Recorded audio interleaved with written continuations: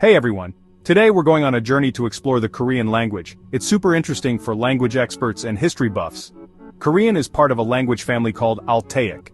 Languages in this family are spoken all over Eurasia, a huge area covering Europe and Asia. We think Korean started around the Korean peninsula and Manchuria thousands of years ago. Sadly, there are no written stories or documents from way back then. The first time we hear about Korean is in old Chinese history books. They talk about the languages people spoke in North Korea and Manchuria.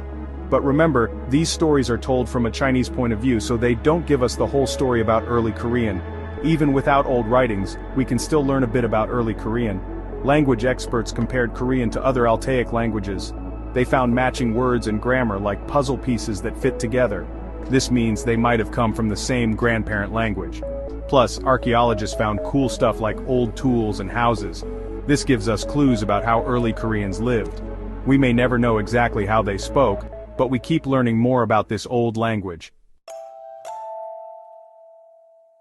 Korea and China have been neighbors for a super long time, over 2,000 years. This friendship changed the Korean language a lot.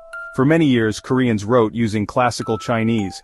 They used Chinese characters called Hanja, and this added tons of new words to Korean. Lots of Chinese words, especially for big ideas and new inventions, became part of Korean. This made the language richer, but using Hanja was tricky too. Chinese uses tones like singing high and low notes, but Korean doesn't. So writing Korean sounds with Chinese characters was hard. Also, Chinese characters are complicated, making it tough for many Koreans to read and write.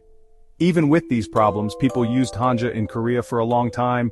It was the language of the government, smart people, and books. You can still see China's influence on Korean today. Many Korean words come from Hanja. Something amazing happened in Korea in the 1400s. King Sejong the Great, a very wise and kind king, saw how hard it was to use Chinese characters. He wanted everyone in Korea to be able to read and write. So, in 1443, King Sejong and some smart helpers created Hangul. It's a special alphabet just for Korean. Hangul is super easy to understand. It has 24 letters for all the sounds in Korean. At first, some important people didn't like Hangul. They thought Chinese characters were better and that Hangul was a bad idea. But King Sejong knew everyone should be able to read and write. Slowly, regular people started using Hangul. It was so easy to learn. This helped Korean stories and culture grow. Hangul became a symbol of Korea, something they were proud of. After World War II, Korea was split into two countries. This changed the Korean language too. Both North and South Korea use Hangul, but their words, how they say things, and even grammar are different now. North Korea doesn't like using words from other countries, especially English and Japanese.